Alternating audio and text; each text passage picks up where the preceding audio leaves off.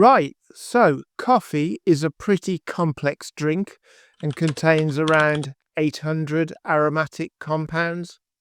This is interesting to me because despite using the same coffee beans and water, I found that different brewing methods will give me completely different flavors. For instance, if I use a French press, I get a coffee full of body and flavor, yet my pour over setup gives me floral notes. Why? The answer lies in what we call extraction science. Essentially, it's the process of dissolving compounds from coffee grounds into water. Sounds easy enough so far. I'm going to break down the science behind it all and explain why different variables like grind size, temperature, contact time, and pressure gives us these different flavors. Making coffee isn't just mixing hot water with ground coffee beans.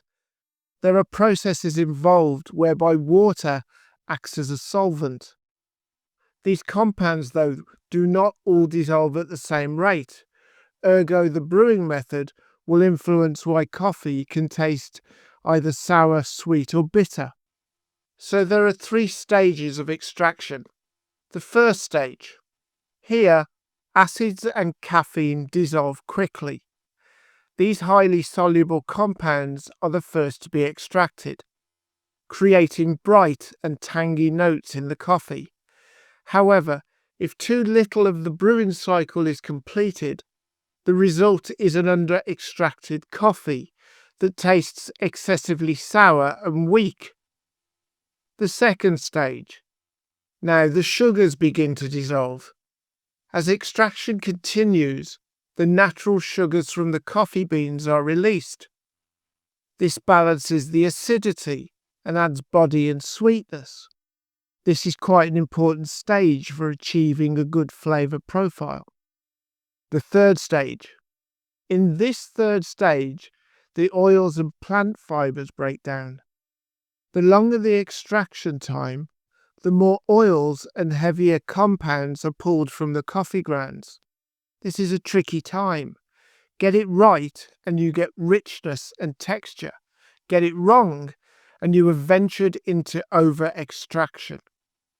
So, to reiterate, if the coffee is under-extracted, it will taste sour and weak because not enough sugars and oils have dissolved to counterbalance the acidity. If the coffee is over-extracted, it will taste bitter and harsh because you left it too long and compounds from the plant fibres have leached into the water. Terrifying. Right, now we need to have a gander at those variables I mentioned at the start. Let's start with water temperature. I'll try and make this as simple as I can. The hotter the water, the quicker it extracts flavour compounds. But if it's too hot, it will break down those aromatic compounds, which then leads to bitterness. On the flip side, water that is too cool won't dissolve enough of the compounds that we want, which gives us a flat flavour.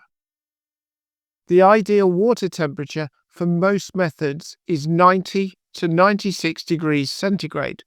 This should give us a balanced extraction. It's important to note that different brewing methods optimize temperature in different ways. Pour over relies on maintaining a consistent temperature throughout. Espresso machines tightly regulate water temperature, which ensures a precise extraction. Yes, okay, but what about cold brew? I hear almost nobody ask. Here we switch water temperature for time. Because the extraction process is so long, usually 12 to 24 hours, the extraction process produces a coffee with almost no acidity. Now we are playing around with time that water is in contact with the coffee grounds. Another one of our variables is the size of the coffee grounds. The more fine you grind your coffee beans, the more total surface area is exposed to water, which then leads to a quicker extraction. So if you grind coarse, you actually end up with less total surface area, giving you a slower extraction. So with finer grinds, let's use espresso as an example, the larger surface area allows for a faster extraction but increases the risk of over-extraction. With me so far? Now we can look at water contact time. This is the amount of time that coffee is in contact with water, to include things such as stirring or swirling. The contact time determines how much of the soluble material is pulled from the coffee grounds. An espresso shot is generally pulled in about 25 to 30 seconds. It's under high pressure and requires that the coffee is ground very fine. This high pressure of the water will increase the efficiency of the extraction. Basically, you can pull a very strong shot of coffee in a very quick time frame. A pour over usually takes about 3 to 4 minutes. Here we get an even saturation, but be careful you pour in such a way as to prevent channeling. Channeling is where the water finds the path of least resistance. With a French press, you're looking to keep the coffee grounds in the water for about 4 to 5 minutes. With this, we should get a high extraction rate as long as we use a coarse grind, so as to avoid any bitterness. It's important when we are making our coffee that we prevent localized saturation. What do I mean by this? If halfway through our French press brewing cycle we give the coffee a stir, we can ensure an even saturation. All the coffee grounds get a fair shout. When making our pour over, if we keep the water moving and don't just pour straight down, we can prevent channeling, again giving all the coffee grounds an even soaking. If we do this properly, we should end up with an even flavour, without extracting unwanted flavours. Is this video helpful? If it is and you'd like to support the channel, you can buy me a coffee by using the QR code on screen, link also in description. The caffeine is running out and I'm starting to panic. Also do all that other crazy stuff like pressing the all notification bell that sometimes works. Anyway, back to it.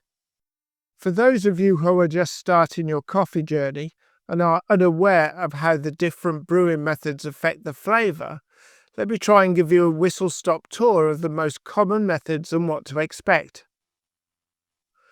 The French press uses a metal mesh filter, which does not remove oils or microscopic coffee particles. Your coffee will have a heavier mouthfeel and a more intense flavour. The pour-over sometimes comes with a metal mesh filter, but usually uses a paper filter.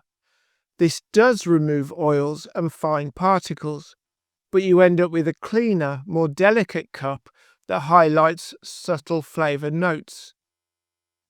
If you've waded straight in with an espresso machine, know that it is brewed under 9 bars of pressure. Expect a rich flavour with lots of aromatic compounds.